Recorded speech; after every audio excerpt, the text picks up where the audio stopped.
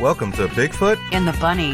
This is a couple's journey into the mysterious, the unknown, and the paranormal. I'm your host, Chris Carr. And I'm your host, Kristen Johnson. Together we are Bigfoot and the Bunny.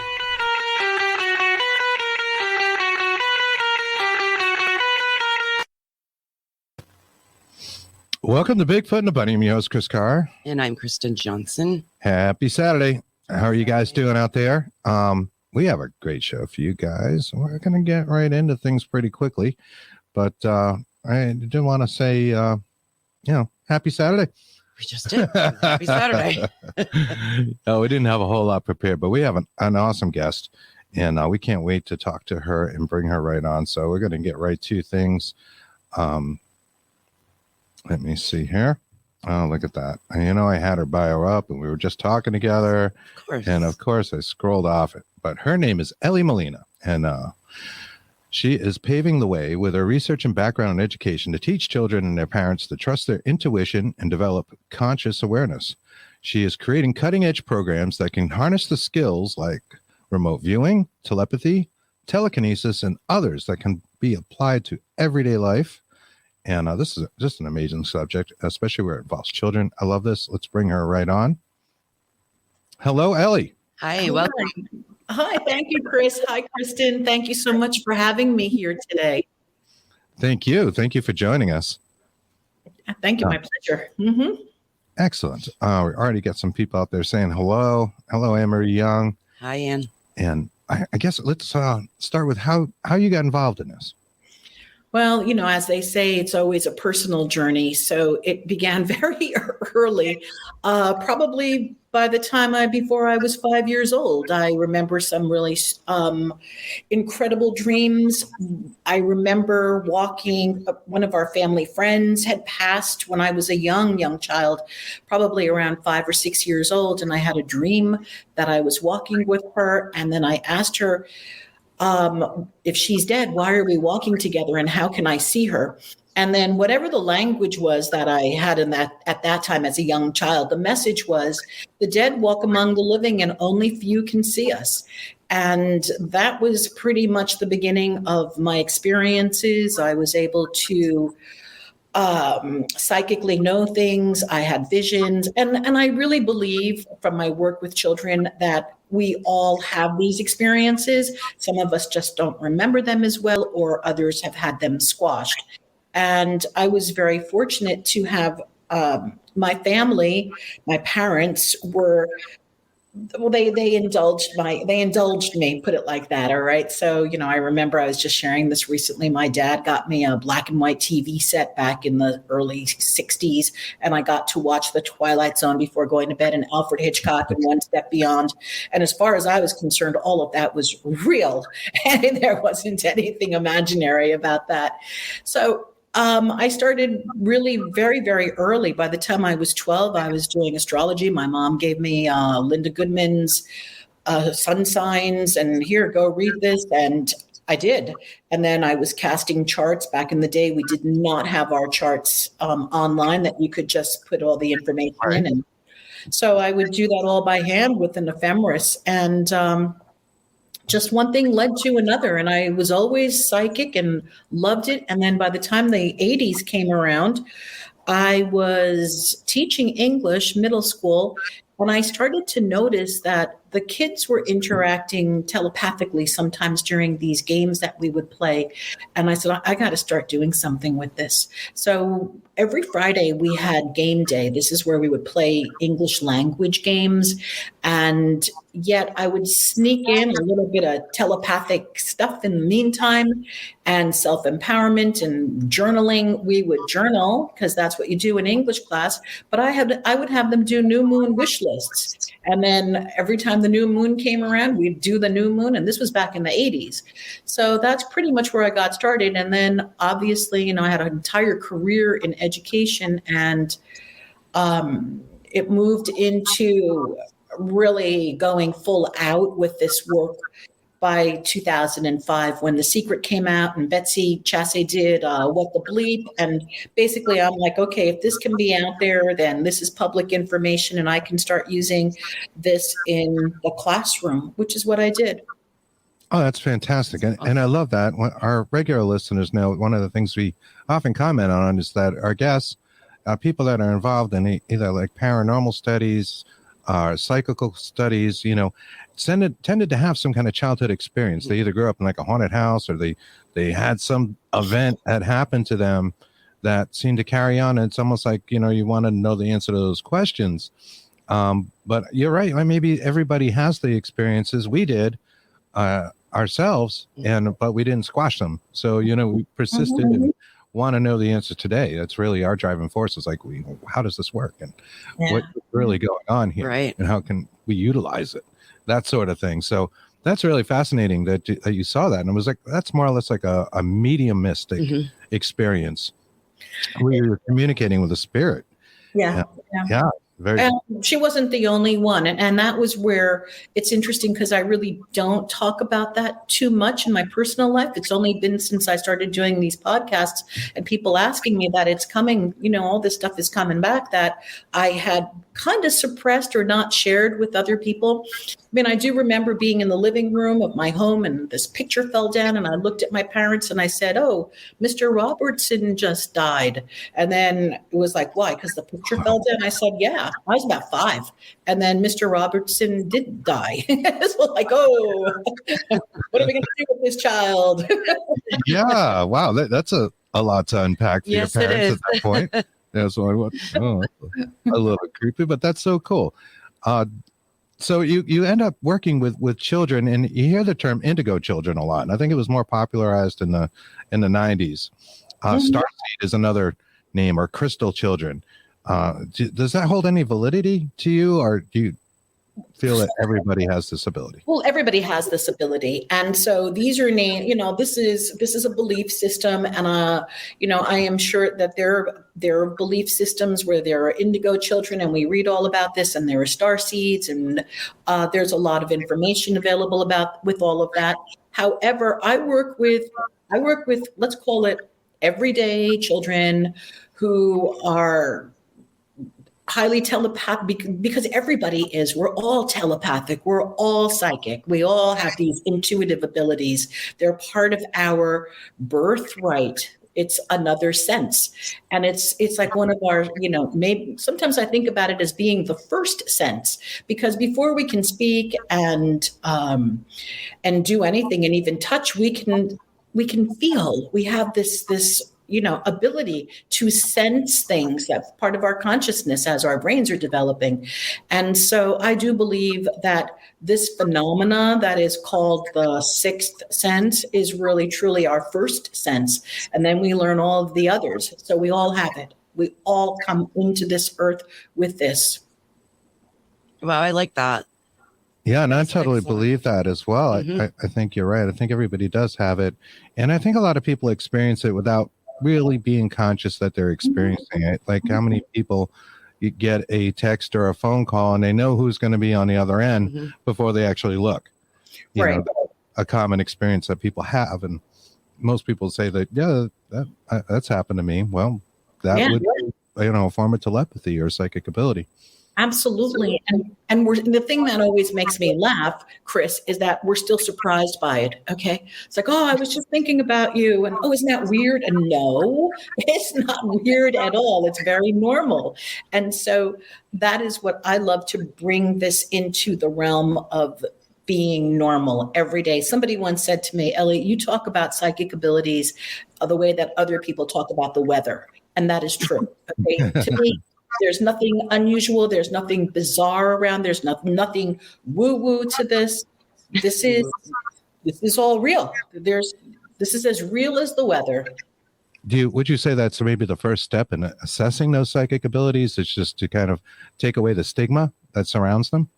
Oh, absolutely. Absolutely. First of all, the belief, again, this is a pretty loaded question, because depending on where people come in with the beliefs, I only attract people, parents, adults who come to me now in my private program, in the online program, who are open to this. All right. I'm not going to attract people who think that this is strange or weird. They're not going to be putting their children into these, any kind of psychic online intuitive development program with me.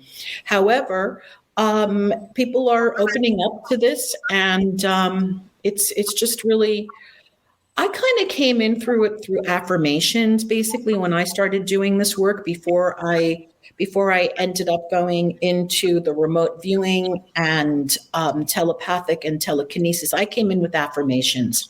So just a little bit of background. When I was teaching public school in New York City, we teach to the test. This is the English language assessment test, and our grades are very important. The students' grades are very important. It affects its politics. It affects a lot of things. And my seventh graders had really high scores, the highest in our district. So it was almost like one of those Stand and Deliver, if you remember that movie, Stand and Deliver. And it was like, what are you doing in the classroom, Molina? What's going on? And I said, well, we're doing affirmations. We started doing affirmations way before the test so that we would start talking. The kids would learn. I now pass this test easily and effortlessly. The answers come to me. Everything that I need to know will instantly be revealed to me. So we work like that because I do believe that all the answers are there in the subconscious and in the collective conscious. So when we take away the fear and the doubt, we have access to the information that we know is there.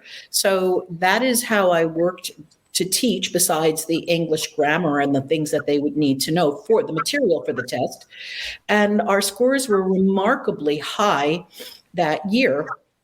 So my principal came and said, well, what's going on in here? What are you doing? And I told her, we're doing this affirmations. We're talking about consciousness. We are looking to raise our conscious awareness. And she said, well, I'm going to allow you to create a program called, it's an enrichment program. You'll get 20 kids in here for the year, 4 quarters. So see 80 kids. And I called it the power to create. And so during that year, during the time that I was teaching the power to create, it went into thought and language, and then it went into remote viewing and telepathy, and it really started to expand, and the kids were amazing and they loved it. And again, a lot of it was thought and language. The connection between what we think and what we speak creates our reality. That's really interesting. These were 7th graders. Yes. Oh, that's great. Now, see, when I was in 7th grade, I also was interested in this stuff in 6th and 7th grade middle school, and was very into astral projection. And I was better at it then, at that age, than I am now. Yeah. Now I have a heck of a time doing it, and it's rare, and it's usually a thing where I wake up in a dream and it becomes a lucid dream that I'm controlling. But even those are rare. Well, then I was like playing hypnosis cassettes to put myself in that state, and it just seemed to be easier. And I don't know if it was my belief system that changed somehow, even though I'm fully open to things, or just part of the aging process. I think it might be just part of the aging process, Yeah. being young. Yeah, And your brain is still developing. Right. Well, we do know from research that until puberty, depending on how old you were when you went through puberty, pre-puberty, children are in the alpha state. And when you're in the alpha state, you can do all of these amazing things because the veil is lifted. It's a different brainwave frequency. And then puberty happens and we all go into the beta brain state, which is a much faster brainwave state, which is what we're in right now. And in order for us to reach alpha, when we're awake, we have to meditate or go into the zone or, space. Yeah. Mm-hmm. Absolutely. Yeah, definitely. When puberty hit, my interest changed a bit. So it would be a while before I'd revisit the idea of psychic abilities and different things. So that's fascinating. But I always wondered why it was much easier then, given that I'm open to it now. In fact, we were trying things like the Gateway program, HemiSync, and different things, to try to get better at those things. I really like that. I want to look into your program more because it sounds so interesting. And I love that you work with kids. Now, for our audience, you work with the children and their parents together. Yeah, it has to be, honestly. Yeah, I think so, just to spell it. idea that you're just I mean, talking. and unfortunately, there may be parents that think, oh, let me just plop my kid in front of this screen and they'll go do this themselves. But that's not where the fun is. The fun is really doing it together, in my opinion. And the fun is having the conversations about it also.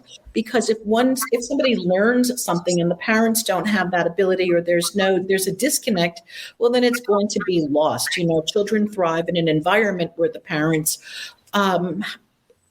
share the same interests, where they can talk about this, where there is engagement and aliveness and stimulation. Sure. Yeah. Be better off. I'd like to do that with my son. I'd love to, take him, sit him down and just bring him in, because bring he him still into has it. a belief system where my son's more like turned off by these things, and he's more I guess you would call it a left brain thinker, right? Mhm. And everything's That's got to be true. logical. And then if it's not logical, then Mm-hmm. that's not real, even though he is an experienced phenomena from growing up with me. Mhm. Yeah.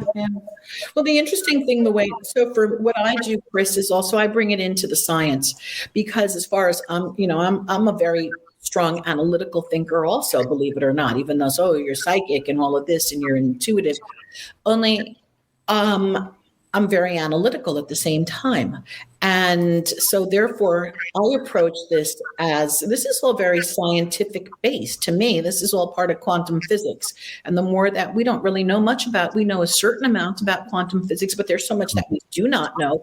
So this to me is all very scientific, as opposed to being anything other than scientific in nature, and it all makes sense. The more that we understand the universe and we have access to information that how the universe works, the more that we'll see that whatever it is that we're doing that we call telepathy and psychic ability and all of this all just makes total sense.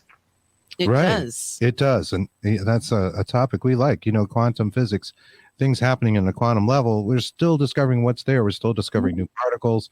There's been all sorts of experiments about where is the electron and what is it doing, and it behaves differently, or these particles may act differently, whether they're viewed or not, which Exactly. makes me think manifestation or, a person's will can have an influence on a quantum level that maybe slowly expands into a larger consciousness that we live in. Yes.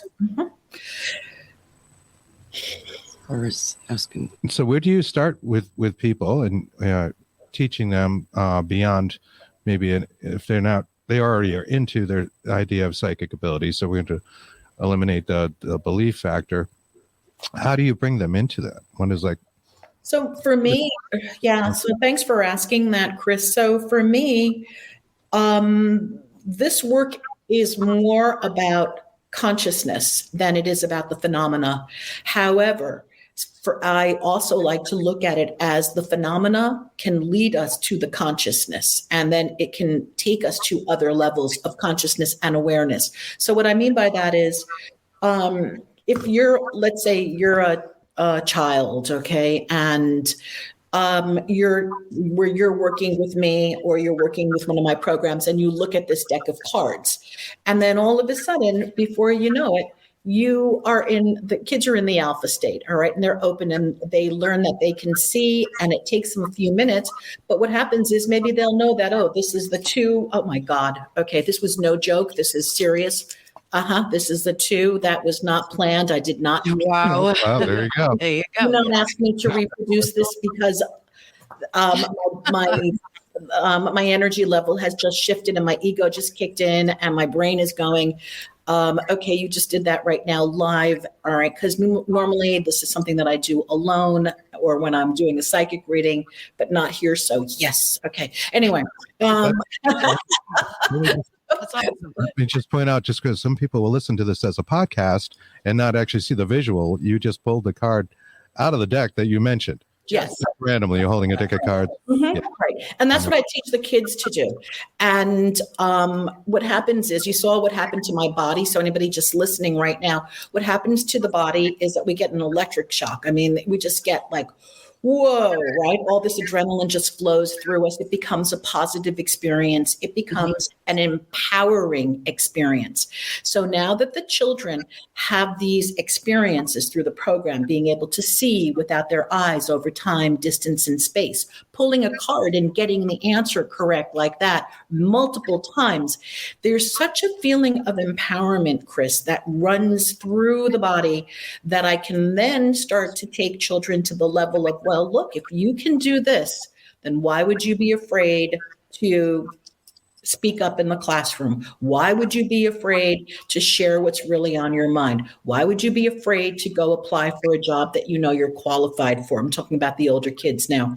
So this is a source of empowerment. And aside from that, it is also the entry level into raising consciousness, because in order to do this work, a person or a child, that I believe, needs to develop focus. And with focus, they develop attention. They learn how, and I teach this, so it's not random. Oh, let's just see across time, distance, and space. Like I said, for me, it is really important that we learn how to focus. We learn how to concentrate. We learn how to direct our awareness so that we are not taken into everybody else's agenda, but that we keep our attention focused on what it is that we want to have. So children who work with me learn to become the masters of their own destiny because they learn how to use their own focused conscious awareness. And I start teaching consciousness at focus at age 3. And what we do there, you could say, well, how's that possible? I teach children to start tucking away their body so that they're not using their body all the time. And when they do move their body, they understand they're moving their body. Why are they moving their body? Can you control moving your body? And then a 3.5-year-old child can start to control moving their body. Adults can't even do this. So the more that a child has this awareness that I can control my body, I am the master of controlling my itches and I want to move and all of that, I can control that. That starts to lead to emotional intelligence and consciousness and high levels of awareness. Oh, that's fantastic. And my parents would have loved you because I was running around like a banshee and just like, going through tables and stuff, glass tables. Yeah. No, I got scars to this day from things I did when I was a child. But that brings up another point. I was actually diagnosed with ADHD for a time when I was a child, and I don't know, I apparently outgrew it, but does that play a role? And I've heard that associated with like the indigo children. And well, I believe so. And I have a different opinion about this. And again, I am not a medical doctor, so I'm not going to go there. But I do believe that the ADHD syndrome is a direct result of children not knowing how to control their bodies. Because first of all, parents just tell their kids, parents mean well, teachers mean well. And they're just like, sit down, control yourself, behave. But does anybody teach us how to control ourselves and behave? Are we taught how to focus? Are we taught how to concentrate? Only if you're in some kind of meditative program, like maybe transcendental meditation or yoga, where you learn to do these things. But other than that, you're just told to do this. Now, again, children are going through the need to physically move their bodies. So being in an academic classroom for 8 hours is not sitting in a chair, listening to somebody talk is not normal. It's absolutely not normal. So the body becomes restless. The body wants to jump. The body wants to move. This is what natural evolution is of our physical development, and we are constraining it. And then, they're not listening. Let's just medicate them and give them diagnosis. I'm not talking about people who have like really seriously, let's go do some testing and there are things that are genetically off. I am just talking about all of the cases in public school that have just been diagnosed ADHD because the kid won't sit still or won't listen. They don't behave because they don't want to, and they just don't want to. It's not normal. It's not natural. Right. Yeah, that would have been like more my case. I was never given like any kind of prescription. They changed my diet a bit. It was like sugar. I guess sugar was like that'll do it too. I just running around. I just remember being full of adrenaline a lot. It's a vague memory, but That is, Can't focus. that was it. Now I had trouble focusing for that reason. And sitting still in class, I was, first grade. Constantly If they had run out in the fields or something all day long with a ball and play, nobody would have diagnosed you as ADHD for That's sure. basically what we did when we were kids. Yeah, yeah.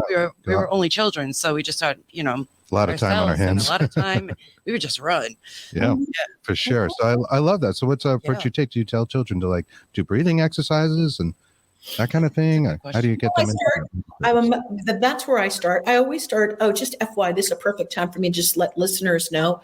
I have a free 16-page guide called What If. It's 16 pages of bringing magic to every day for your children. And it is 6 ways to tap into your inner magic for their kids. So they can be doing some of these exercises that I'm going to be talking about right now. They can do that with their children, and it's free on my website. They can just head over to my website. I see you've got it there, and go to the Sci Kids tab and download What If. And then it's 6 ways to help your child tap their inner magic. And so one of the first ways is, I call it the friendly focus. It's a 15-second challenge where children will just tuck away our bodies. And I give directions as to what that looks like to tuck away your body. All right. And you sit still. And then the exercises go. That's where I would begin with anybody. Before you can do this, you got to learn how to control your body. And then you have to also learn to control your awareness and focus. And I teach that. I teach the focus and the awareness. So it's not like me just saying, okay, let's focus now on this. All right. No, I teach it.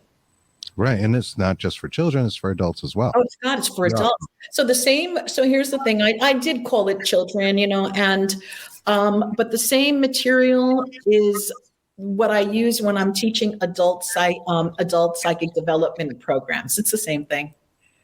I just put pictures of children around it, and because I want children to keep their magic. And I'm just going to go off on a little tangent. People ask me, really, why do I do this? And one of the reasons that I've come to discover is that looking at young children, initially, when you are with children, you're going to see there's that sparkle in their eyes, and you see this around. It's always connected to magic. Like they're so young, when they're really young before they get to school, their eyes sparkle. And, like you can see it at holiday time, or you could see it when they're getting gifts, or when something exciting happens, the eyes light up. And then, unfortunately, they get to school and they're with their peers, and life kicks in and their eyes become dull. And I look at how dull their eyes are, and it breaks my heart. And that was one of the reasons why every day in school, what I wanted to do was to bring that light back into their eyes, so that no matter what exercises we were doing, whether it was English language or writing, it didn't matter. It was all about bringing that light back into their eyes, even if it was just for a few moments. I love that. And I think learning is really part of life that should never go away. Like, I don't think people should ever stop learning, and people use that phrase a lot, but I think it's true. Mm-hmm. We're constantly reading books and watching videos that are informational and trying to enhance and keep the brain going and learn new things. And it makes life a lot more pleasurable. It does. And keeps a little bit of magic in it. Well, it's not the magic. My grandson is 3 years old, and when I go and play with him and I visit him, I always I call it my magic water. And I bring, it's a bottle of water, and it's got crystals in there. And I have taught him that when we hold the water and we say a prayer and we say words, I don't call it a prayer yet, but I say we say words over the water, that we can make the water magic and really good for us. And he sees my bottle, and I always bring my magic water, and he asks me, magic water? So like, yes. And his eyes shine. Oh, that's so. Oh, that's great. That's really cool. We had a question in the audience. I think you just more or less answered it. Greg Cossett asked if you had your own children, but you have grandchildren. So you definitely have your own children as well. So I'm going to share a little story. I have three sons, and one of my sons went to, I call it the magic school. When we moved to Washington State, I taught at a school where telekinesis, remote viewing, blindfolded archery, all of these things, neuroscience, this was the norm. This was part of the curriculum. Oh, And wow. that is why I went there. I left New York City. I took my kid, my one son, my older son, my other children were older. They were in their 20s at that time. And so I took my son and I took my mother and we went to Washington State and I taught there, and my son went to that school where he learned all of the things that I am talking about right now. And so Wow. how does he use this? He and his friends, they use this in their professions. So, they use their focus, they use their manifesting abilities. Now, of course, people can say, oh, you can manifest without having any of these skills and tools. That's true. However, when you can consciously manifest and you know why you're manifesting and you know what you're doing with your manifesting, this is not random. And so, you can break time barriers. You can get through, we've had bilocation experiences, the more that one lives in this realm, the more the experiences expand. And so we have these conversations, these are our conversations. Like I said, we talk about this the way other people talk about the weather. Yeah. Well, I think it's fascinating. Yes. And these things, remote viewing, telepathy, telekinesis, they're all related skills. Yes. So just for people, anybody who's listening, remote viewing, of course, is being able to see over time, distance, and space without the use of our eyesight. And so that is a practice, and it is one can train this. And there are different schools of remote viewing. We know that also.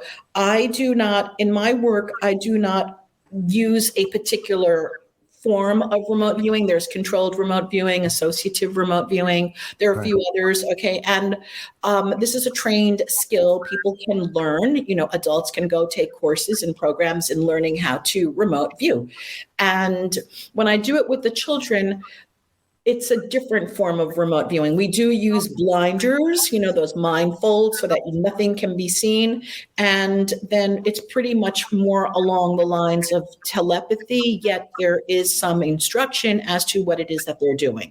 And then they are able to see over time, distance, and space. And we also work with remote healing. And again, remote seeing, remote healing, and then we also go into the space of prediction and premonitions and unknowing what is coming. I guess it's that psychic phenomena of knowing what is coming. Like a clairvoyance kind of thing. Yeah, Yeah, precognition. Precognition. Do you use any kind of picture drawing like people often do? The kids do, yeah, absolutely. That's part of the remote viewing, and so the idea is also in that respect, I follow the protocol of remote viewing, where we do not label the objects unless somebody. It's called, for those people who are familiar with remote viewing or not, it's called the AOL analytical overlay. Oh yeah, right. So, for example, if you see something round, an orange and it's got stripes, you may say to yourself, oh, that's definitely a basketball. And then you go, but it could be a pumpkin for all we know, depending on the stripes, or it could be something that we don't even know because it's not in our field. Okay. We don't know everything in the world. So it could be some sort of an appliance that may work in a gadget. So the idea is that I teach the kids, do not label, just draw it.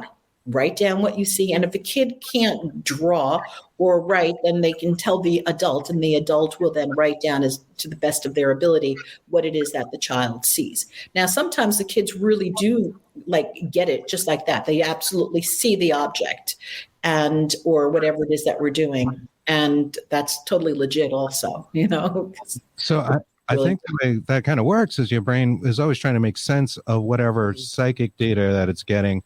Like I know Ingo Swann used to write about this.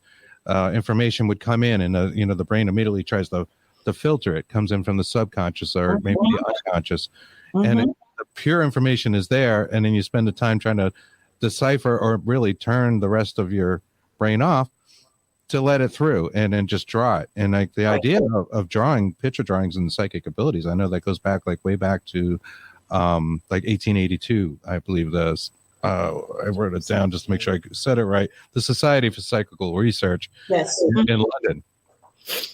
George Albert Smith, and he had a partner, and they began with the drawings, and that would continue on through like the spiritualist movement, where people would draw these things and sometimes get them. Ingo being a master of these things, starting in like 1971. But I loved how he broke that down, and I've experienced that myself. Like, it's just like my brain wants to. It's like the same thing as pareidolia they talk about in the paranormal investigating and research field. Your brain tries to make a face out of a cloud, and it wants to make sense out of whatever data is coming through. Right. So you might get part of it, and then you start to color it, like you would say, the stripes on the pumpkin, and I call it the dreaded AOLing. Right. Yeah. Right. Those analytical overlays. It's a hard thing to get past. It is. Absolutely. What do you recommend to people to try to get past those? Here's what I say, because this comes up in my work all the time. I work also as a consultant and a psychic. I do readings. And so when I'm doing a reading and I see something, I do my best to just describe it in very, let's call it vague terms, meaning that I'm not going to say, I see a female, or it looks like a female. There's an entity, it looks female. I'm not going to say it's a woman. I say it looks female to me where I'm at. And then the client may go, oh, I think I know who that is. And then I'll say, stop, okay? We don't want to be greater than, I use the word God. We don't want to be greater than God. We want to leave this open. I do not know who this person is. Please do not look to limit it to the knowledge that you already have to make it fit. Okay. It's that same thing, that analytical overlay.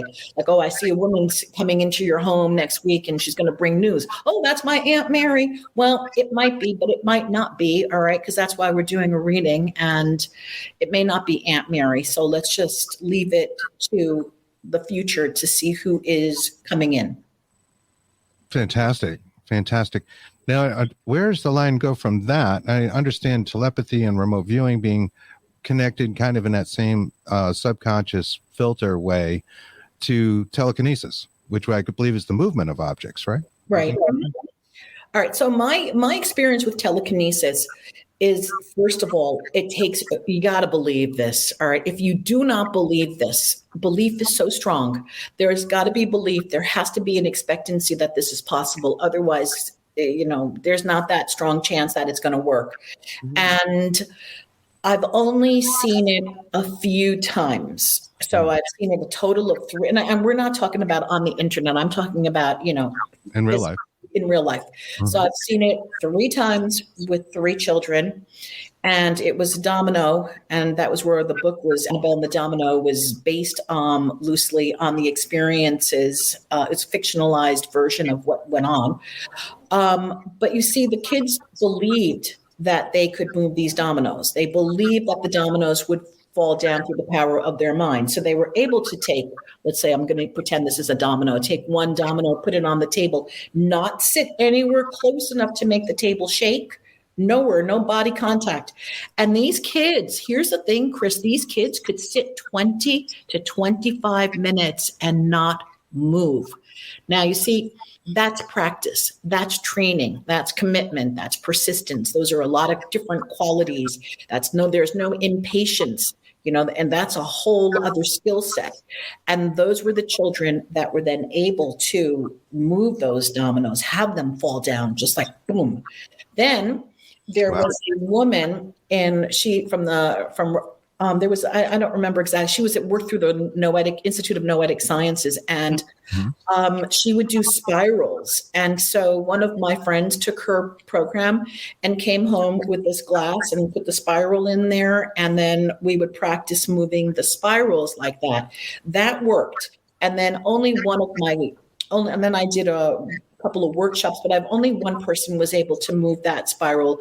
Now, I do know that it takes much longer to move it. One has to, again, have that time to really get it going. Now, whether it's the energy from our hands, does it really matter? It's all the same. It's telekinesis.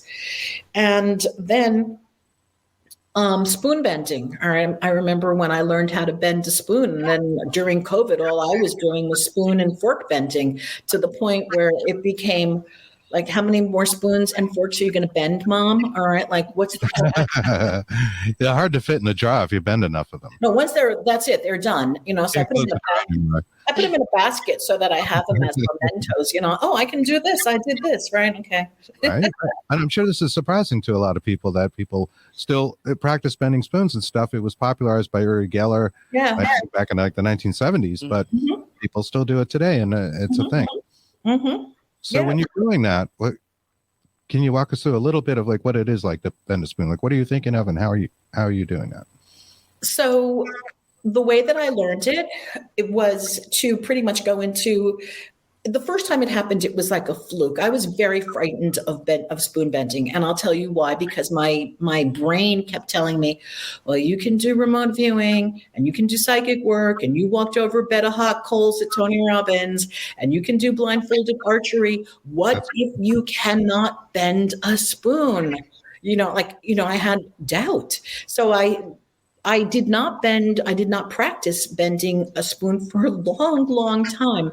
And then, like I said, it was pre-COVID. I was sitting on my couch. There was somebody, it was Sean McNamara, if you're familiar with Sean from Mind. I don't remember his website now, but Sean does this work also, Sean McNamara. Yes, Sean had done a video where he was with a group of people, and they were doing collective spoon bending. And so he had posted the video on YouTube, and I was on my couch, and I went into the kitchen, and I said, "Okay, let me find a spoon. Who wants to come?" I'm talking to the spoons. Which one of you wants to come? And then one spoon said, "I do." So I pulled it out, went and sat on the couch. And while I was sitting on the couch, Sean told us, hold the spoon in such a way, right over, the round part meets the, whatever that thing is called, the stem, whatever that thing's called, the spoon. Sure. Yep, the long piece. Hold it there. And then he started to guide us through meditation. And I fell asleep. I started to fall asleep. And so when Sean said, bend, I went like that. And the spoon bent. I was wide awake. I was jumping up and down on the couch. Wow. And from that point on, then I started consciously, bending the spoon, like talking to the spoon, getting into alpha, really talking to it, believe it or not. Like you're going to bend, you're going to bend, you're going to bend. And then it would just bend. Then my clients and I were doing this. We got really good at it. We started twisting these things around. Okay. Wow. We have one on hand, so if we could show people. I have one, but I'd have to get up. We were just wondering. That's okay. Yeah. I've seen the results of like extreme spoon bending, and it's crazy. They bend in ways that you couldn't physically do it. If you sat wrenched it with you couldn't get those shapes. It would be unnatural. The metal would break. So you know what I will do if anybody's interested when we're done, I'll post some spoons on my Facebook page. All right. So just go put me in Elly Molina and I'll tag you or something and I'll post some spoons. Oh, we'll share that. Thank you. Just real quick. So you went to one of Tony Robbins' seminars? Mm-hmm. Yeah, I've been to a few. Mm-hmm. Have. That's great. What was it like walking on the hot coals? So my son and I went, and it was interesting because I do enjoy this with going to these events with him. And I was standing there. There were a lot of people standing there, and Tony had prepped us, the crowd. He had prepped us for, I'm going to say, I give this guy a lot of credit. I'm going to say at least 2.5 to 3 hours before we got to the coals that we were able to get into a state change. Remember, most of the people are coming from none of this experience that my son and I had. So we were prepped, and then we were standing online, and there's lines, and their coals are there. And it is like, I can do this. And so that was it. He would have us look up, not down, and then say, cool moss, MOSS, cool moss. And so as we walked across the bed of coals, it was like, cool moss, till we got to the other side. Nothing, no blisters, no scorching, no anything. No burning, no nothing. It's so amazing. It really is. It is. I've seen it in videos. And yes, I watched think a lot of videos. Tony is great. I've read some of his books in the past. Excuse me. And he's talking about mind over matter. Mm-hmm. in such a way you can just walk across these coals. And I want to try it. To psychokinesis in a way where you're telling yourself, I can move that object and or bend that spoon, that thing. It's almost, there you go. The mind is more powerful than we think. That is absolutely amazing, especially how much it didn't affect your feet. Right. And I'm sure that people who, the people that do get hurt, they come out of the state. Once you come out of that state and you say to yourself, oh my God, I'm walking on. Exactly. And you're going, that's it.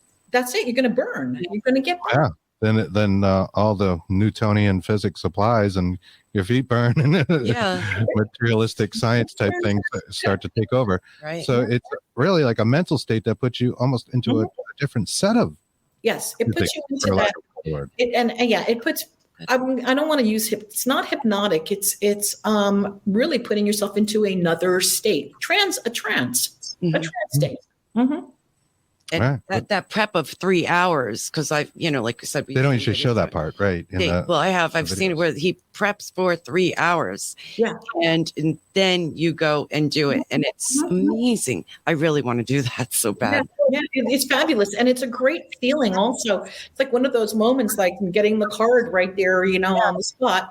Or again, when we used to teach blindfolded archery, we don't look at the target. We don't look this way. The target is here. Let's say that the bullseye, the actual physical target would be in front of us, but we would face in this direction with blinders on. And then we would have the kids do this also. We face in the opposite direction, put our arms here, and then shoot. And then we hit the target. Oh, it's fantastic. Because we're working with the third eye. We're working with a different consciousness. It's for people who haven't had this experience, it may sound all very unbelievable. That is why, but it doesn't, again, it doesn't matter to me if it sounds unbelievable, because I know that it's real. I've done it myself and it's been part of my life. And so I wish everybody could have this experience of being able to see how powerful we are and what our abilities are like. And that's why I love working with the kids to start so young, so they don't have to unlearn all of these beliefs later. Exactly. And there's a lot of challenge in that, We're both, psychics in training at all times, it seems. We don't call ourselves that, but it works for like our paranormal research and that kind of thing. And I think it's very helpful. And you could remote view, a supposed haunted location, for example, and maybe have an idea what might be going on there or the cause of absolutely phenomena people are seeing. We can use this for cloud bursting, depending on the level of the clouds. Okay. But you've heard of cloud bursting, right? Mm-hmm. Where the clouds are all up there and it's going to rain. And so just a really cute story. This past summer, last year in July, I was attending a wedding.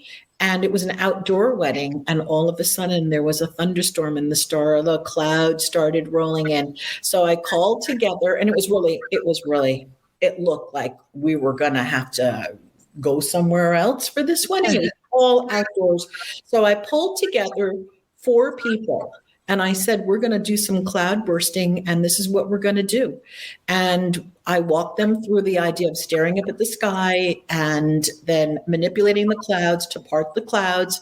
And we worked on this for a good 45 minutes.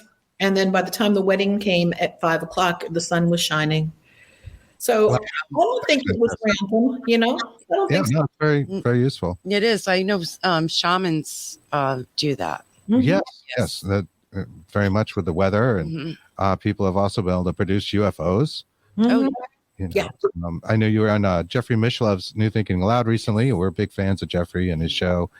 He wrote a book called PK Man, and it was about Ted Owens, who was able to manifest UFOs. And it's just fascinating. It sounds so outside. Like, how could that possibly be? Yeah. But there's so much data that pointed to him actually doing this, other people seeing them, newspapers reporting it. Yeah. Like, we are just capable of far more than I think the average person realizes. There's a couple of more people that do that now till today. They still do it. That's right. They'll go out in the desert and conjure the manifest UFOs, it would seem. Yeah. UAP, if you want to be in the new terms. Right. I still call them UFOs. We're old school UAP phenomena. I call them UFOs also. Yeah, we'll go with that. Greg Koss had he wanted to know if the school was near Bellevue, the one in Washington State. It's not there any longer. And the school lost its funding, and I left school closed in 2011. We lost our funding, and so and I'm in New York now, so I left and moved on and went private, created my own programs, and did my own thing. Mm-hmm. So I don't know if there's a school in Bellevue. Laura Refit asked, "What about the light entities?" What I'm not sure what that's in reference to. What are light entities, like specifically? All right, you let us know, Laura, and we'll try to answer your question. And there was someone else asked if I forgot where it was. I don't know if it was Laura or not, that asked if you do readings like online now, live readings. You do? No, no. I go into them through your site. Oh yeah, through my site. I go into the dark. So I don't sit here and look at you and say, oh, boom, boom, boom, yada, yada, like Madame Cleo kind of thing. What I do is I go into what I call the dark. Okay, this is where I go into the seeing, because I need things to be dark in order for me to see.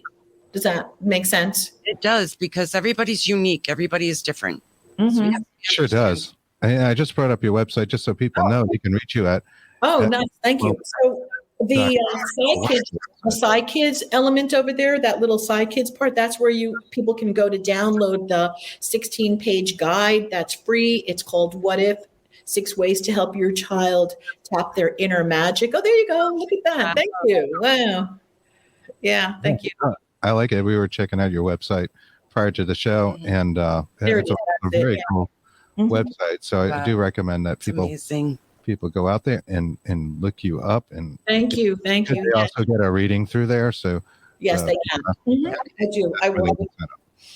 So my clients also, I do work with high profile people. And one of the reasons why I believe, this is what I believe people, high profile people come to me because I have such a low profile, and there's a real high sense of anonymity. So, and I've been working with people in the industry, Hollywood, public, public figure for many, many years now. And it's just awesome. Whole other realm, It's like, Can we talk a little bit more about that universal consciousness and the sense that we're all connected? Yeah. So I don't think this is my belief or anything like that. This is what we are all tapped into, a higher consciousness. We have access to everything. There is no time. There's no distance. There's no space. There's multiple realities. There are multiple dimensions. We can access anything and everything. We just need to learn how, and we need to learn how to listen to it. So we're all tapped into everything at once. And this is similar to like an Akashic records that people call it. And, a kind of a collective unconscious. Yeah. Do you think the collective unconscious can take on a form of its own and create phenomena, or? It could. I mean, there's all different. So if we look at it like, great book written, it's called Transurfing. I forget the author's name. If we look at it in terms of transurfing, there are these tracks. I'm going to use the word he uses. There are these tracks that are going and all the time. And these frequencies, and basically we tap into a frequency. So when we're on this frequency, then that is what we have. That's the reality that we're in. That's the dimension that we're in.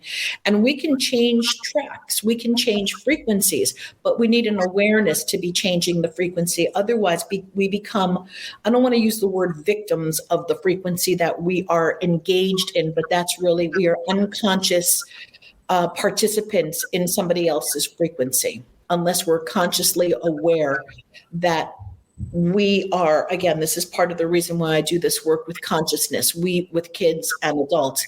We want to be conscious of what frequency we are in, where we're vibrating, whose track we're on, whose influence we are connecting to. Yes. And this doesn't mean like spooky or scary.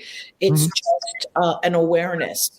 We don't want to be trapped in the certain mass consciousness that is in hysteria or running around fear-based. Okay, we want to be able to maintain our distance from that, in my opinion. I do, at least, so that I'm not functioning at that vibratory level of hysteria or the things that are affecting us in ways that are not healthy for us physically, psychically, mentally, spiritually.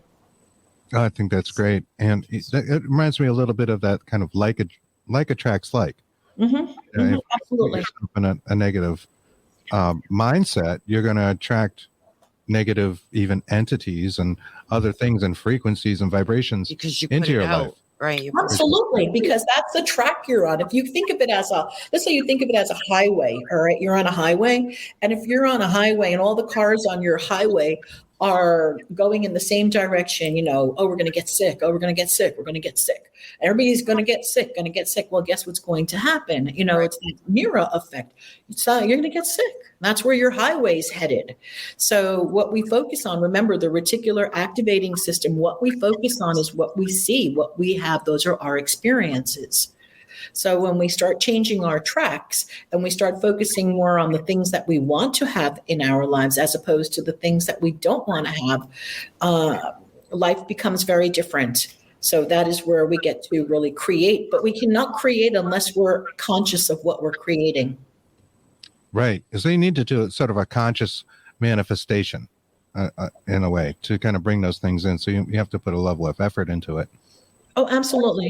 That's I think why a lot of us are like buoys out in the sea and they're kind of just floating along, and whatever happens, and that's what their life is. They don't feel like they have control of it. Right. Yeah, we have to be very mindful of our thoughts, what we're thinking, what we're saying to ourselves, the language that we're using. This is all part of our conscious awareness. So Laura Ruffett did comment about the light entities. Let me bring that up. I can't read it all. There are little figures. They're light. I see them every night. My grandson, also like me, he said, "Mom, they come from the sky. I have a slot of pictures, but stop posting as people steal our pictures." So she's talking about little figures of light that she sees. Are they orbs? I mean, what kind of little... I'm not sure what he's saying because I'm not talking to him. But if these could be orbs, they could be little light figures. There's so much that we don't know, and children do have access to seeing this. All right, just like some people see shadow figures, and then there are these light beings and light entities that are there. And that it takes a certain level of consciousness. And again, the veil is much thinner if he's a small child. So it's easier for them to see. It's easy to see orbs when you don't have this veil over your eyes. She said, no, they're human form. Okay. Maybe they're like angels or something. Could be. People see angels. They see like these kind of greater forms of consciousness, as well as the negative ones. And that goes back to like attracts like and where your consciousness state is that you were just explaining to us. I think is fascinating. So what are some steps people can take to get into a better consciousness? Do you recommend things like meditation? I mean, I want them to get the real deal from you and the whole package, but where would they start? Well, one of the places that I start, and this is what, again, I'm going to go back to my what if guide, the 6 ways to tap into your child's inner magic. First place to start is to learn to sit still, tap away, tuck the body away, learn how to control the body. That's number 1. And then through meditation, I like to use candle focus. Now, obviously, if you're with a child, you may want to use a screen or an image of a candle, but if you are with a kid and you're supervising the child, you may want to use a real candle because they're tucking away their bodies, so they're not going to be grabbing and touching the candle. And again, as the adult, you want to maintain and be careful that it's a safe environment. So when we start to candle focus, the longer that we can stare at the candle, we start to go into this trance-like state. The more things that we can see, the deeper the dimension goes, the longer a person can stay in focused awareness like that. And I really love using candles for this. The deeper you can go into consciousness, and you can actually astro travel, but you need to be in there for a while. You can get to other realms. It's phenomenal. Wow.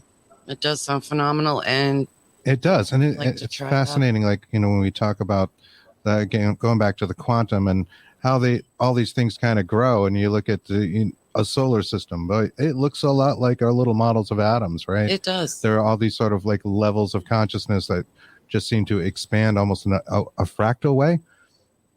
That may explain a lot, that we are only given the ability through our senses, or let's say our standard 5 senses and not our 6th sense, the ability to see.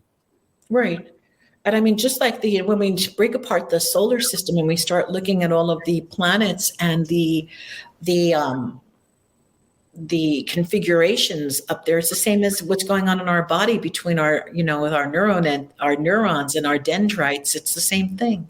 That's right. And if you keep breaking down what the body is, it being a collection of atoms, and it grows. The atoms make the molecules, makes the next piece, or it might be some, an organ or your skin or something like that. Just pure energy. We're just pure energy. Pure light energy, perhaps.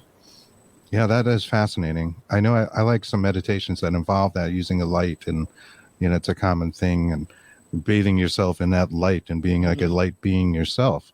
So, and also using music, of course, right? Really good trance music, really music that binaural beats, anything that will get you into the hertz, into that deeper alpha and deeper state is wonderful. That's what I love about the Monroe Institute. I've never been there, but from what I've learned and heard from people who have been, this is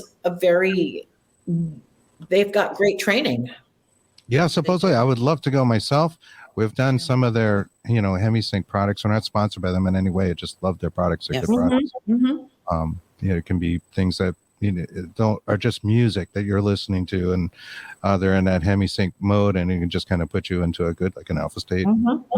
Exactly. Binaural beats, same kind of thing. I feel great after I listen to them. Yeah. I feel wonderful. I feel like I'm more, I'm not psychic in any way. I say I'm not, but I feel more aware. It does open up your word. Actually, it does. Okay. So and again, this is why the word psychic is so bad in some ways, okay, because it has such connotation. But basically what happens is when you are in that deep state, you're opening up you're allowing yourself to have access to these other realms. And so what you are seeing and what you are witnessing is real.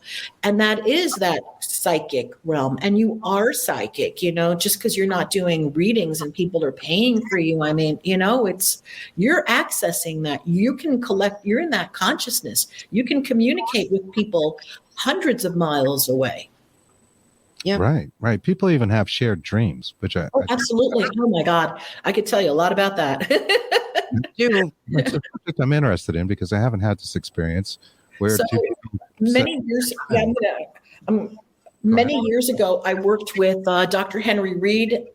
He's from the Edgar Cayce Institute, Atlantic University. And Henry is the creator of the Dream Helper ceremony.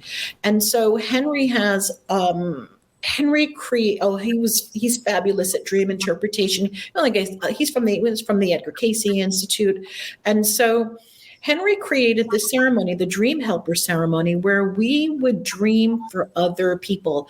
And so we would, let's say, have a conversation on a Friday night, and then we would then pick a person's name, and then we would go program ourselves that we're going to dream. So now here's the thing again. People say, oh, I don't remember my dreams. I don't remember my dreams.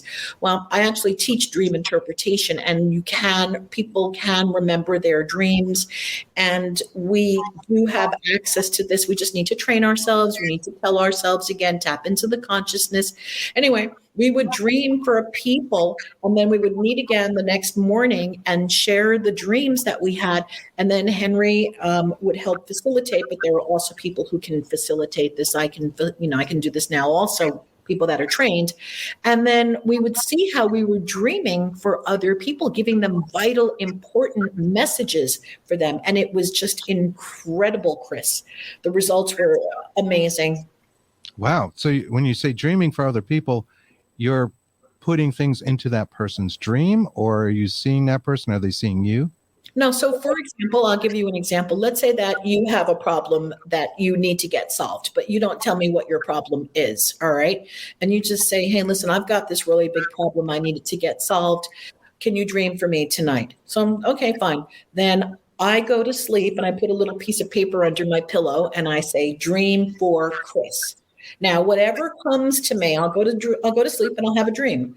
Then the next morning I'll call you and I say, Chris, I dreamt boom, boom, boom, boom, boom. You don't even have to be in it. And then you're going to say, OMG, Elly, you just answered the question. Now I know what to do. Ah, that's fantastic. I love that. So is that something you offer also on your website? That's in my, yes, if you go to the Psy Kids and you go to the Make Magic Happen, you're going to get into my school. And then there's a dream interpretation course available. Oh, okay. All right. You can teach people. It's a little embedded. Yeah. Mm-hmm. Yeah, that's good. Okay. I want to make the point clear too, that you're not just working with children.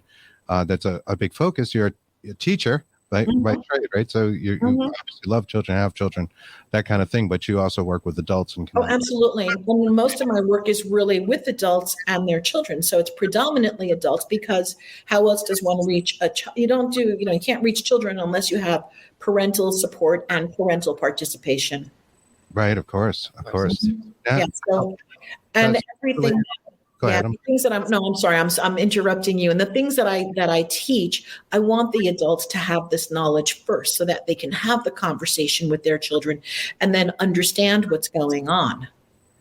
Because, there's a wealth of information. When parents can understand and interpret dreams, they have such access to what's going on in their child's life, and they can really help their children on so many different levels through the dream world.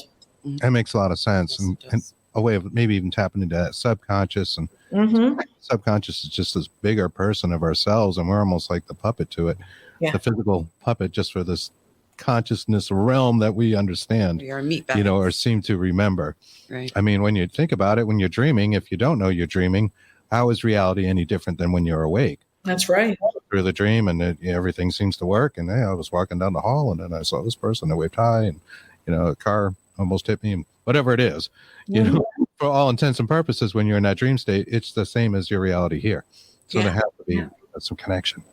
Mm-hmm. Have you had the experience of meeting somebody in a dream, and then like the two of you being able to discuss it after? Not that I can remember right now at this moment. In the dream helper ceremony, like to meet somebody that was then in the dream and then talk to them about it. Right. I've heard of that phenomenon, kind of a shared dream, I guess. Right. Oh, no, the people. Oh, yes, I've had shared dreams also with my family, but not that we were together. We would be dreaming about the same people at the same time. Like we'd wake, and like example, my son, the one that has these abilities, like learned abilities, right? So I would say, hey, last night I had a dream about Chris and Kristen, and and then I start telling him the dream, and he's like, oh my God, they were in my dream also. And we were boom, boom, boom. Then we start comparing dreams, and we see that we were having very, very similar dreams with the same characters. Oh, wow. Wow. Same. So you keep on the same wavelength for sure. Yeah. Mm-hmm. Yeah, that is definitely fascinating. Let's see, we covered telekinesis, which I think is great. And I've only seen a couple of examples of that in real life. Mm. I feel like that's like a super skill. Aside of spoon bending, which is sort of like telekinesis as well, right? That's a little bit more common, but to see something actually move across a table or something different, very rare. People who are interested in this, Robert Stone, he was a friend of Jose Silva. If you're familiar with the Silva mind control method, Jose Jose Silva he worked in the 1960s.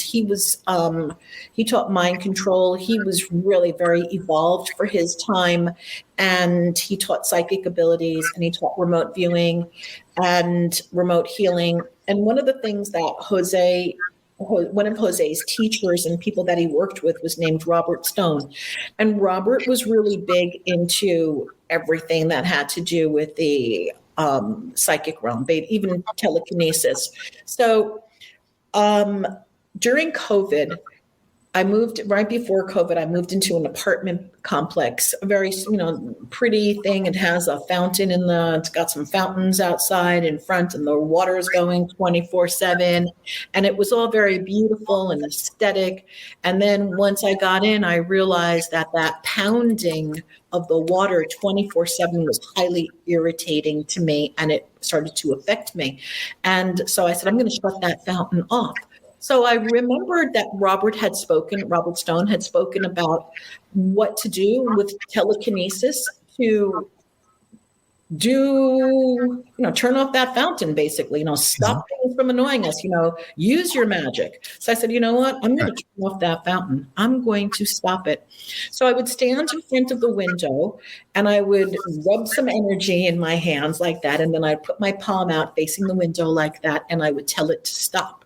And I would do that. I'd spend about 10 minutes doing it. And then it still kept going. But I walked away, let it go, because that's part of the process to let it go, let it do its thing. 2 hours later, I noticed that it was very quiet in my apartment. So I look out the window and the fountain is off. But all the other fountains are on. Just mine is off. Okay. Oh, wow. Yeah. So then management came, they fixed it, and I did it again. And I kept doing it. And you know what finally happened? They came in and they disassembled all of the fountains. So there were no more fountains on this property. Oh, wow. That's awesome. I told my family, I did this. And they're like, no, you didn't do it. I said, yeah, I did. I got rid of those fountains. I believe you. This sounds like a lot like magic techniques that I'm familiar with. Yes. In the past, when people put like energy balls, when you say rubbing your hands together. Yeah, for the energy. On that, yeah. Like you can start to put that in your hands and you start to feel the presence and the heat of the other hand, and then it gradually widens and you kind of have this ball of energy. It's kind of related to that. I've heard of people using that to change like traffic lights. I've had some success with that too a long time ago, and I was thinking about these things, but I've kind of, I don't know, went on to other things, I suppose, might be in traffic and throw a ball of energy at a traffic light and change it. Absolutely. That is telekinesis. Okay. Now, whether you want to call it telekinesis, it doesn't have to be an object moving or anything, but that is telekinesis. You're manipulating objects from a distance. And we can do this. We have the power to do this. That's why I love this work. I've done that actually. I've actually done that with the jet truck. I used to call it oh my God. It was so loud. The neighbor's truck. So I had my son and I. Yeah. And I'm like, we did that. I said to my older sons, I'm like, it broke down. It broke down and died. And it was like the loudest truck in the neighborhood. It was just so loud. I was so pissed off. And at night he would come home like 2:30 and want to wake us all up. I was so mad at him. So my little guy and I, we would do that. We would manifest that was going to happen. And it did. And then when he fixed the truck, 2 other times we did it again. And then I told my older sons and they're like, you didn't do that. I'm like, yes, I did. Yes, we did do that. Yeah, you did. It doesn't matter if they believe you because you know that you did it. Exactly right. Mm-hmm. Yep. So this is a fascinating area of study. So where would you start if you were teaching this to somebody? And obviously don't want to teach the whole course here, but where would you get a person going with this? When you say rub your hands together, maybe we do. I teach this also. It's and so that's exactly where I start. First, you pick your object, but see, there's got to be desire. If there's no desire, you just it doesn't really work. Well, it does, as a matter, but they're mostly desire. I'm going to go circle back because I want to talk about the story about how myself and a few other people were turning off LED flashlights with only our mind also. So I want to circle back to that, but there has to be desire. So it's not like, I'm just going to sit here and I'm going to do this. I'm going to turn off the light like that because I can. There's got to be real desire and belief. And then you take your hands, you center yourself, you center that energy, you believe that you can, you rub your hands, and then you put that energy that comes in from your body. There's a real strong power. That energy that can lift the truck off of a person, that is that energy. When we know how to harness that energy because we want to, that is when that power comes out. That's when we can do this. So of course, you're referring to like I'm sorry to interrupt you, but like a mother whose child is under a car and they go and they just have this miraculous strength and pick the car up. That comes with adrenaline, right? Yeah. So that kind of energy needs to get channeled. It has to be that really strong desire. It can't be weak energy. It's got to be real intense desire. Does that make sense? It's got absolutely an intention that's very, very strong. Mm-hmm. Exactly. So I have to share this story. So we had these LED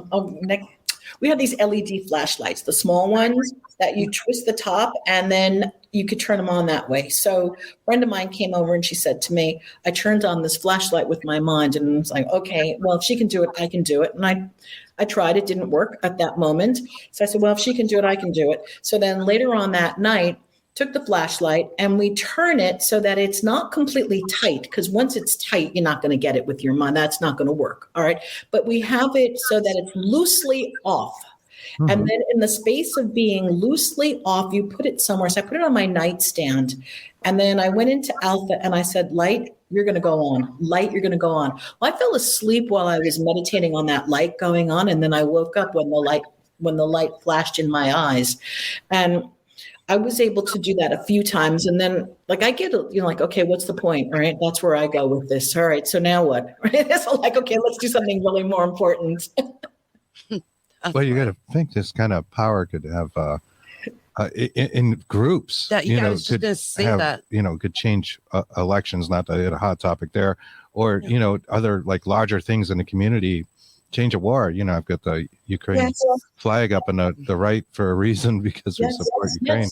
Yes. So that building of energy in a psychic force perhaps could have an outcome on a bigger level. So I use this work with one-on-one clients in my quantum leaping program. When there's something that they truly desire, I teach them how to do this. And they have, I can't reveal right now, it's too personal, but the things that they have revealed have been able to do. Example, one person was able to remove $300,000 worth of debt and then it disappeared through an electronic glitch and it was no longer there. It was gone. Wow. And then another person was able to manifest a grant for $450,000, almost like out of thin air, which did not need to be repaid. Then I have other people manifesting in just incredible things that on a very deep personal level that anybody listening to this would say that's not possible. And that's okay, because it won't be possible for them. But for the clients that I work with, they've had these experiences and more. And it is about using the energy and being able to do that. It's always done positively. So it's always done for the highest good of all involved. And it's pretty amazing stuff. It just sounds like it's fascinating. And I think it's wonderful and brilliant that you offer courses in this. We interviewed Joe Gallenberger, Dr. Joe Gallenberger, about a year ago, and he talks about manifestation and use heart energy, love. It was something you hadn't thought of. Everybody always thinks about energy coming from the third eye, but there's other parts too of your body that can project that. And when you're saying you center yourself and you're bringing about this energy from your whole body, do you talk about things like chakra systems in your classes? I talk about intuitive heart. So I do chakra cleansing, but I don't do that with the children. What I do with the children is we talk about, when I'm working one-on-one, I teach chakra cleansing, yes. But when I'm working with the kids, we connect with the heart. We do something called intuitive heart, which I also learned from Dr. Henry Reed. And that was his method. I believe he was prior to heart math. And so, again, connecting with heart coherence coming from the heart. So yes, we work there too. I love that. And Joe, I know it was able to just have astronomical odds, or beat astronomical odds in a casino so many times that it was like ridiculous, like the numbers we were talking about. But he, was focused on his heart energy. And aside of talking to him, I know the heart also generates the most electricity in the body. Like that's an electrical focal point as well. Mm-hmm. Mhm. To be measured. Frequency, vibration. I'm not sure if that plays a role in using that form of energy, but maybe it does. For me, it's connected, okay, because it's all, I look at it like, I've never really, honestly, Chris, I've never really thought about where it all comes from, because I think it comes from, I call it the God force.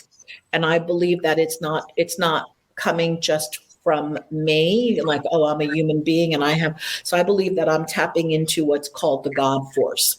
And then as the God force comes, that energy comes into my body.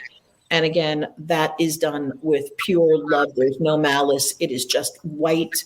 Like if I have to use the word white light, it is just pure God force intention. I love that. I love that. I love that. That's right into like all being connected. And it seems to be that love is that, one thing that connects us all. Mm-hmm. So maybe that is the language in its simple terms that we need to do the manifestations that we want in our lives to bend a spoon. Yeah. Right. Anne-Marie, she just put up a comment. Anne-Marie Young's a good friend of ours, and she says, I so love the show and believe and understand that vibrations and energy is how I live my life. Yeah. Yeah. Beautiful. Mm-hmm. Right. And I always tell the children also when I work with the kids and the adults, right, that we have to look at within, so without, as above, so below. Okay. Everything is a reflection of what's going on in here and in here. So we are not victim to anything, and that's a tough pill to swallow. So that when we look at how am I responsible for things, whether I'm thinking them and then causing and creating them. And so I teach that also. That's part of the emotional intelligence that I work on with children and consciousness. Oh, that's really fascinating. I love that. I think That's self-responsibility is just something that's lacking in so many people that continue to have the same problems because they're not really recognizing the problem is them. Right. Well, we hear it in our language, like just like, oh, you know what happened to me? You know what they did to me? Okay. So that language right there is we're victims. They did it to us. What happened? And there's no responsibility. Like, weren't we there? Like we were there. Right. So something happened. There's cause and effect, even if it's not direct. And then it's a real tough pill to swallow to look at, well, what was my role in that? Like how? Yeah. So exactly. And when you talk about things like self-empowerment, I mean, I think the first step is to get to take responsibility for your own actions. Absolutely. Or at least look at what you're doing. Stop playing the victim, and and maybe it isn't just your boss's fault. Maybe there's something you're doing at work that's wrong. That kind of thing. Oh, he yelled at me for being at the water cooler for the 34th time of the day. Well, yeah. That's just some silly example, but people probably do this also on more lesser levels and don't realize that they're doing it. I think a lot of people do it in their a lot of people, I'll answer that in a second. A lot of people do it unconsciously through the self-talk that they're doing. Oh, he's going to be mad at me. He's going to do this. He's going to do that. We have these self-talk conversations going on all the time. And those conversations then also give us our reality back. And at that point, do you think that also contributes to having more psychic abilities? Being able to have telepathy and those other things. We're talking about self-empowerment from that angle, but do you think it also plays a role in adjusting one's subconscious or conscious mind and to be able to tune into? Yeah, because you can remove story. So when you're removing a story, okay, like a story that we tell, a narrative, we're always telling ourselves stories like, oh, she doesn't like me. How do you know? Because she looked at me like that. We're making things up all the time. So when we realize that we're constantly interpreting things and making things up that may be real and may not be real, I always call it the what's so. Just let's stick to the details. Let's stick to the facts. What's so? Woman came into the room. She made a face. She grimaced. Okay, that's what's so. It does not mean that she doesn't like you. Maybe she had pain in her stomach. Okay, exactly, or back or something. Right. So I teach that to the kids. I teach that to the adults. And then once we have that awareness, it's not about me. It's just what's so. Then that will help us also to get into a deeper state of conscious awareness and into the psychic realm because the stories are gone. Right. No, I totally agree with you. In fact, I used to have a friend, I haven't talked to her in a long time. She goes by a name Sorceress Cagliostro, and she used to say that a lot. She would say, that's your story. It's not necessarily what can happen or what did happen, just a story. It's a story. Yeah. So, all right, a question in the audience there is Lisa asked, my best friend of 54 years took his own life. How can I continue to connect with him? Thank you. Intention, quietly lie down, declare that you're going to connect with him, with your friend. Best time to do it is either before falling asleep at night when we're getting into a nice deep alpha, or early morning, or even wake yourself up in the twilight around 3 to 5 a.m. And then with your eyes closed in that quiet space, just connect. And the thing, Lisa, is that you're with time, or maybe even the first time, you're going to get a message. And it's really important not to disbelieve that what you get is real. Yeah, it's Excellent. The hypnagogic. Exactly. Hypnagogic, yeah. Magic states. That seems to be like kind of where that veil lies. That phenomena in paranormal research as well. That's where people start to see spirits and abductions, out of body experiences.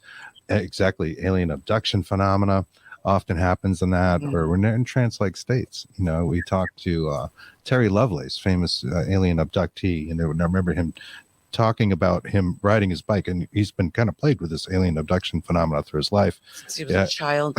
Right. And riding a bike, and just like 6 hours later, he wakes up in a ditch. And I thought of like when I'm driving or commuting to work, and you just get in that kind of autopilot mode. I think might be close to that. Maybe you're close to the alpha state, and I'm not sure. You get into a trance, like you were saying. Yeah. All right, you're going on like a 2-hour commute, and it just goes by like this because you've been in a trance. Yes. Where did that time go? Right. Exactly. Lisa says thank you. So yeah, we appreciate that. Thank you, Lisa.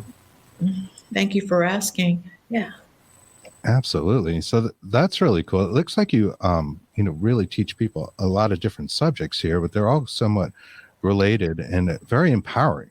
Yeah, I was going to say thank you. They're all connected, and it is all about responsibility and self-empowerment, and then accessing the other frequencies, the other realms, the other dimensions, and trusting. It's about trusting the process also, and knowing that we all can do this. So, and I just want to share with people also, this has come up a lot recently.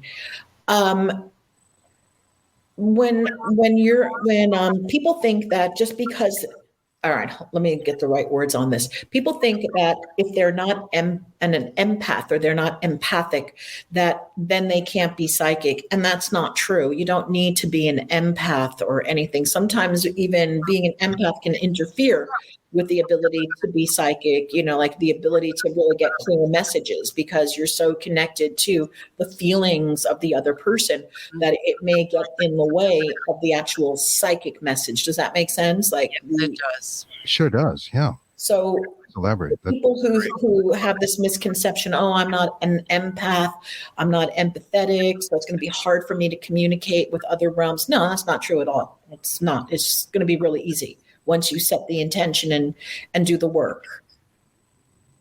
Definitely. Excellent. Makes sense. I love that. And all these processes of developing those psi abilities create compassionate young people with high levels of self-esteem, or older adults, right? Confidence, compassion. Absolutely. So here's what I've noticed in doing this work. When I'm with the children, and we talk about breaking up the meaning, I call it the meaning-making machines, all right? Because we all make meaning to everything. And so once the kids learn that they're responsible for their thoughts, they're responsible for the things that they're making something mean, then we can clean it up in the classroom really fast. This is back when I used to be in the classroom. No, now I'm no longer in the classroom. But I still work with teens and children one-on-one. In some cases, I don't do a lot of one-on-one, so it's very, very specific. And we break through all of these stories that they have so that they can achieve the goals. The kids that I'm working with right now, these are teens that know what they want. And so then the problems that they face, of course, are doubt and peer pressure and self-talk. So we work through, those are some of the things that we work through. And at the same time, we work in the quantum field so that they learn how to manipulate the energy and they learn how to, I call it part the seas. And I do this with adults also, teach people how to part the seas, part the quantum field, so that what you say becomes what from your words, from your mouth to God's ears, okay, part the seas. Do you feel that it's better working one-on-one than within a group? This is a personal thing, and again, a personality thing. I personally enjoy one-on-one, but I'm a relator. So for me, I need to relate. I need to go deep with a person. Other people are really great working with large crowds. And so whatever the person who's facilitating, whatever their style is, Kristen, that is the best for them. Now, I'm not, like I look at John Edwards, and we used to work at the same psychic fair together back in the day. And John, I don't know him personally, but we just worked at the same fair. Mm-hmm. And John, if you look at him on TV, right, you see he can work a really big crowd. Yeah. That's great for him. That's not my, I don't know what I would do if I was standing in there with a really big crowd in front of me like that. All right. That would not be my comfort zone or beyond. That would definitely not be my strength. Understandable. Mm-hmm. I'm like that. I would rather teach one-on-one. Mm-hmm. You give more, I believe, yourself and learn. Yeah. But then some people enjoy working with groups, okay, group coaching, group programs. And it's not about, people often think, group programs are, if you have a group program, you can put more people in, you can get more money, yada, yada, blah, blah. But I know it's not about that. It's really about your personality. If you're a group person, group programs are great. Mm-hmm. Tony Robbins. Dynamic in a group also, it has its advantages. Yes. A person who's facilitating needs to know their own strengths. All right, your own strengths and weaknesses. And like I mentioned, Tony Robbins that you mentioned earlier, would be a good example of somebody who is good with groups, right? He works like incredibly large groups. Yes. And quite an Chris, 7,000, I believe he's up to 7,000 now. Wow. Yeah, I've always thought of him as being a little bit magical because, he talks about just normal empowering things, but, there's sort of a manifestation angle there too. That's fascinating. So your first childhood experience, as you mentioned, speaking of John Edwards, was communicating with spirit and seeing a spirit. Do you still see spirits? And do you feel like you are like directly connecting with someone's grandmother? Do you see them in your mind's eye? Do you see them physically? Maybe we could talk a little bit about mediumship. So like I'm laughing because I'm like a skeptic. All right. So when I'm home and I see something, I just keep I say to myself, those are my glasses reflecting the light. Okay. That sounds that's what I tell myself. When I'm doing a reading and I don't do medium work unless it comes through. Like I was just doing a reading the other day and somebody's relative came through. And so then I'll say, okay, this is, I'll let people know this is not my thing. I don't normally, do medium work, but if things come through, I will share what comes through. And I've done readings where aliens have come through. And again, I learn later that the person, I'm not front loaded. What that means is I know nothing about my client. All right. When I do a reading, I know nothing other than their name.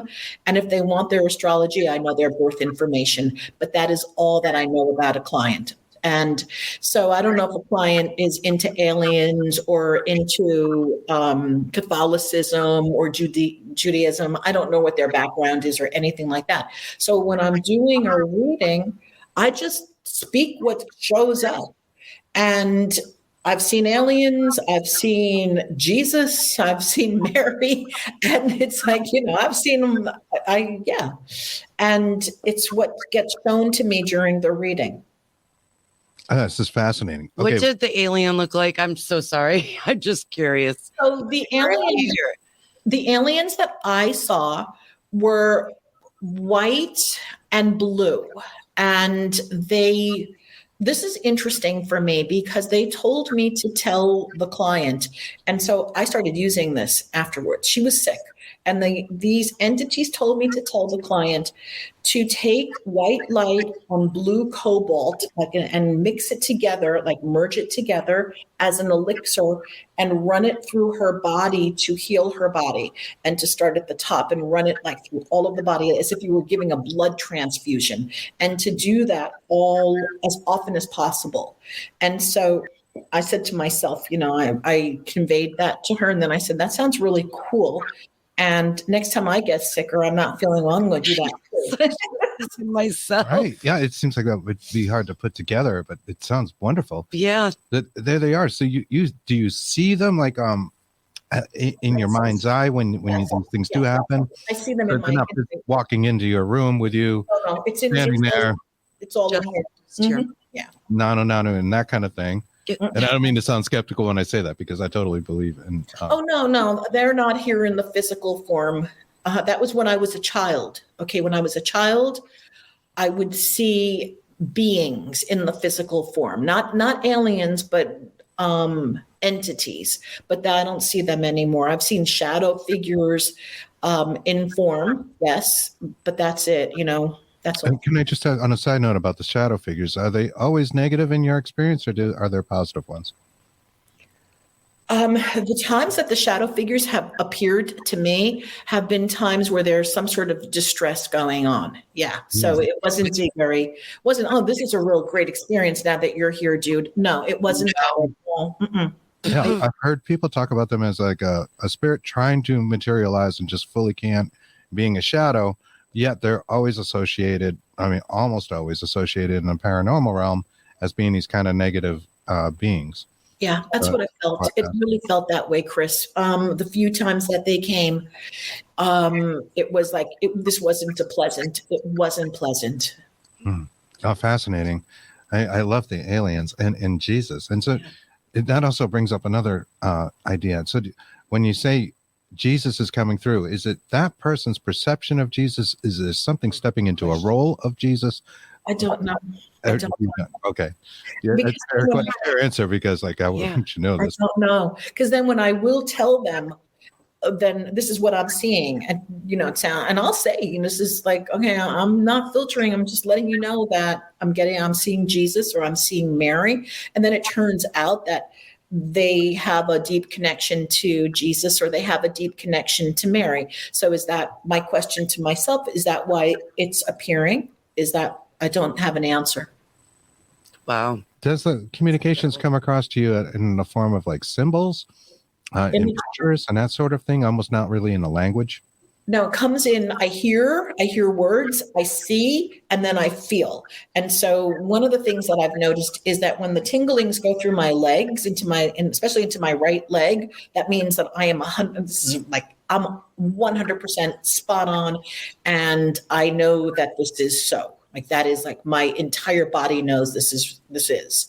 Right leg. Always the right leg? Always the right leg. Oh, that's fascinating. See, so like we've talked to people about clairaudience, right, as a common phenomenon. They'll talk about, well, if it's in one ear, it means, it's positive. It's in the other ear, maybe it's a negative thing, or, it's funny how it's broken down that way and can change between individuals. Like there's no hard, fast rule. It's almost like your own interpretation of whatever that data is that you're receiving. Right, exactly. And then I'll feel things and I'll see things. And then the seeing is always in my imagination. That's why I like to do it in the dark, because then I can just see it. And then I feel things, and then I can hear things also. Yeah, we've had clairaudient experiences, which are very interesting. We've had them even together on investigations, not to dwell on ourselves. When I've had a mediumistic, like, and I'm not good at this, I don't call myself a medium, but I've had that kind of communication with, say, family members. It was always about like a lot of symbols, and I would even see words in my mind's eye. It felt like a stream of information, just felt very outside myself, but there it all was in my mind's eye. So I was wondering if it was similar for you. Probably all inside. It's all inside. That's fascinating. I know everybody's different, so that's why we always ask. Yeah. Everybody has these different experiences when they're getting this information. So, and that's why it's really important for us not to compare ourselves to other people also. Exactly. We just like talking about it because it's so like I keep saying, we're very unique, people. So everybody's different. Every individual is different. And we like to hear how you have your experience, how Chris has his, and everybody has theirs. It's neat to hear. Right. It really is, and I just remember back when I did work, there was a time I worked for the psychic fair out on Long Island. And oh, wow. So everybody had their own way to do things. Some people would do psychometry, and I even taught psychometry also. That's not exactly my thing, but if it works again. So people would do pendulums and psychometry and tarot cards. And back in the day, I was doing coffee readings and with coffee grinds, because that's who I learned from, a Israeli Moroccan seer. And she used coffee grinds, and she taught me a lot. And so I guess I was her apprentice back then. So drink a lot of coffee, look at the grinds, and then start reading the grinds. And then later on, one of my friends said to me, "You don't need to be doing it that way. That's your crutch. You don't need to use coffee beans or grinds to do a reading. You could do it without." So it's a tool. That's amazing. It's funny you mentioned that. We talked to Robert Lindsay Milne recently. I'm not sure if you're familiar with him, but he's a psychic, kind of like just kind of from the gut psychic. But he started as a little kid working in tea rooms in Canada. But he always said he never read the tea leaves. It was just a requirement to work in the psychic establishment because they had to set up. So I always just read the person. Right. And we've had other people, Anne Marie Young in our audience. We were talking about tarot cards. Said they were more a tool for the person that she was reading, so they could see it. Yeah, makes sense. Also, people are very into the meanings of the cards, and there's a whole art to that too. So it just depends on the person, right? Yeah. Oh, I love tarot. Absolutely love it. It's just fabulous. I don't know much about it. I just like looking at the cards, and I have had experiences with, it was real interesting because I didn't even really know who she was. I had this experience with Madame Lenormand, who turned out, I don't know if you know her, she was the French fortune teller for Napoleon and Josephine, his wife, and Robespierre, and a lot of kings and queens during that time, and the aristocrats. And she lived in Paris. She was even imprisoned. She started off as in a Catholic school or something like that, and then they kicked her out. She ran away, and she became known as the Parisian Sibyl. So she's just got this fascinating story. And I had a real crazy personal experience. I didn't even know this woman existed until it came through in a dream. And then I started to research the stuff that was in the dream, and it led me to Madame Lenormand. And then the stories just kept coming. They were incredible. And I said, okay, you know what? I'm going to honor this woman. And so it just happened to turn out that when all of this was going on, it was shortly before her birthday. So I wrote a blog and I put it in my newsletter. I wrote a blog honoring her, and I honor her every single year now. Last year I did a salon. I was invited to do some atelier salon, and the conversation was all about Madame Lenormand. And this year about Madame Lenormand, I have my own podcast also. It's a live show. And I have Mary Greer, who is a tarot reader and one of the people who knows probably the most about Madame Lenormand. And so she'll be my guest for Madame Lenormand's birthday. And we'll be talking about that and tarot's, the tarot. Fascinating. Well, I'm glad we hit on that subject. Yeah. When is your podcast on and how can people watch that? Oh, so I do a live podcast every Wednesday, 10 o'clock Eastern time, and it's on Podbean. And all they have to do is get the Podbean app and then call in and ask their questions or listen to the guests. So it's always, yeah. That's great. That's great. Now, all right, the Podbean app, I'm sure, is free. Are there other podcasting platforms like Spreaker and other ones? Well, I'm on. It just has like the Apple Podcast. Can they go in and listen? Oh, so for the live call, you have to be on Podbean, which is, it's free for the user. And so for the live call, you just get on Podbean on the app. But then I have everything it goes on to all the other major platforms. I'm on Apple, iHeartRadio, Spotify, yada, yada, YouTube, the whole thing. Yeah, there's a lot. Yeah, Amazon. Yeah. Yep. Oh, that's fascinating. That's great. I didn't realize you did that. No. So What's the name of it again, please? Oh, Ask Elly. Oh, Ask Elly, Intuitive Insights. Yeah. Mm-hmm. oh, that's wonderful. That's great. Well, you'll probably get a question from us. I'm going to look into that. Yeah. I think that's fascinating. I love Writing it down. podcasts, and I'm a little bit of a podcast junkie at times. I get on kicks.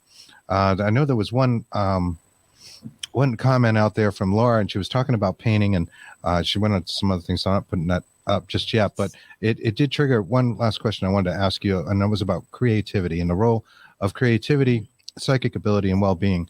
Do you see a difference in creative people versus non-creative people, or is it something you try to encourage in people to help their psychic experience? Oh, so just in general, I encourage everyone to do something creative. All right. So whatever that looks like, because when we're going into creative work, we're tapping into the alpha state. And that, again, allows us then to get into the psychic realm. So no matter what your modality is, just whether you're doing something creative on a computer or you're creatively building something, even if it's total technology or art, painting, music, whatever that creativity is, when you tap into that, you get into flow. And then once you're in flow, you're in alpha anyway. Oh, I love that. And I totally believe you. I'm also kind of used to be a musician in not a real past life, but earlier in my life, but more of a musician. And I do the music that's on the show and stuff. And it would be times I would get into just such a zone. And you say, well, where did that come from? It would make me wonder about the nature of inspiration. I was like, did I make this little bit of music, or did it come from the other side, if you will, beyond the veil? And painters talk about that. Like, Tori Amos, who we love, fairies. said fairies wrote all our music. Oh, that's wonderful. Yeah. Even Paul McCartney has said things like that. Yeah, the muse. We tap into that inspiration, absolutely, and then it starts to flow through us. We lose. When we're in flow, in that flow state, we lose track of time. You know that. And there is no time. And that is where you just look at the clock and you've been playing music for 2 hours, or you've been writing or painting or whatever it is that you're doing. And hours can have gone by. You're in flow. Right, you're resonating. That's awesome. And thank you for your comment, Laura, that was related to that. She was talking about painting and going into this. So, that's great. This has been a wonderful podcast. This has been so much fun and so informative. I know our audience liked it, and I love it. And I think there's just so much information in here for people to digest. The podcast is called Ask Elly. Your website is www.ellymolina.com. And people need to go seek you out. Yes, please. Thank you. Yeah, well, website. Which is nice. Oh yeah, and let's talk about your books real fast, because we got a few minutes. You have books there, and maybe just real quick about what they're about. Okay, so thank you. So let's start with Children Who Know How to Know. That's an Amazon bestseller. It is a resource guide for adults to work with themselves, the inner child, or children, anybody who wants to develop their psychic abilities, their intuitive abilities. It is a practical guide. It's easy to read. It's quick, and it's really it's got rave reviews. So that's not me speaking. It was channeled, if you want, so to speak. All right. Sometimes I look at it and say, did I write that? I don't know. And so that's the first book. And then I have Annabelle and the Domino, which is a picture book, an illustrated children's book. And that was the story of the young girl. I changed it around, obviously, but it was loosely based on a true account of a young girl moving a domino with her mind. And then with Betsey Chasse, Dancing in the Unknown. Betsey Chasse is the creator of one of the creators of What the Bleep. You know, many people are familiar with that. So Betsey, remember that movie, What the Bleep? Do you know? I don't remember the movie. Vaguely for the title, but Yeah. maybe you could tell. And that was like 2004.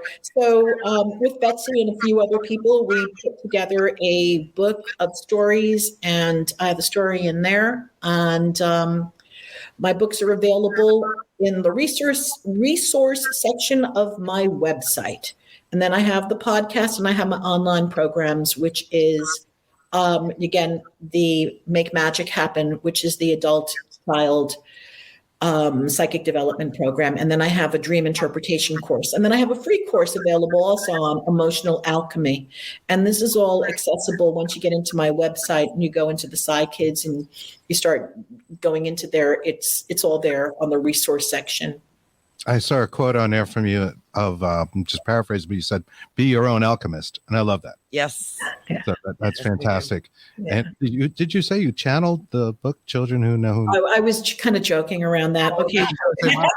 What a segue that was! 'Cause Well, no, technically, it took me quite a few years to write that because the science kept changing on me. So what I knew to be true, there was no science. And so then I would wait, and then science would catch up, and I was like, okay, I can use that. Then I would wait, and then science would catch up. So finally, I just like let it flow. I wrote it, and it went to publishing. Mm-hmm. All right. Wonderful. Well, this has been a fantastic Yes. Thank talk. you. Stay with us online. I'm going to just close up the show, and we'll chat a little bit. It was great to talk to you. Thank you. Thank you. We look forward to doing this again. Thank you. Thank you. You're welcome. And that's all the time we have this week for Bigfoot and the Bunny. We'll be back next Thursday with a Dark Horse Paranormal podcast. And of course, Saturday we'll bring back another Bigfoot and the Bunny. So we hope you guys have a great week. Thank you to our listeners. Thank you to all our listeners. Thank you, Laura, for the comments. Don't worry about talking too much. We don't mind. Anne Marie, everybody that was out there today. Laura, Sandy, Lisa, everyone. Thank you. Without you guys, we wouldn't have a show. Courtney Peterson, I think she was on as well earlier. So we appreciate it. We'll see you soon. Thank you. Enjoy the rest of your weekend. Bye-bye.